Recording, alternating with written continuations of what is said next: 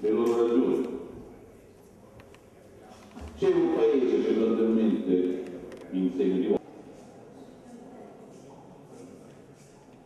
esclusivamente i provvedimenti hanno realizzato il federalismo fiscale, non riusciranno praticamente a togliere le risorse che servono per gestire loro, aumentare quelle che sono le imposte, di parlarci, per carità, anche di avere alle regioni che normalmente e automaticamente non faranno altro che incidere ancora. Spero che ci portano, diciamo così, a un livello massimo, sia come livello di organizzazione sia come potenza di sindacato, eppure questo non ci ha impedito il governo proprio.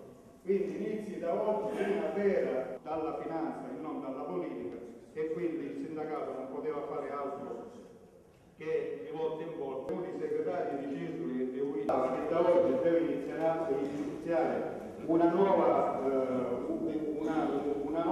iniziativa di lotta politica e del contesto. Incappate nella prima repubblica di Tangentopoli faceva un plauso, un inno diciamo, all'opportunità che da quella data doveva cominciare una risposta agli amici di Cisoli del governo. Va bene, sono i disagi di tutti noi. E come potrebbe essere diverso?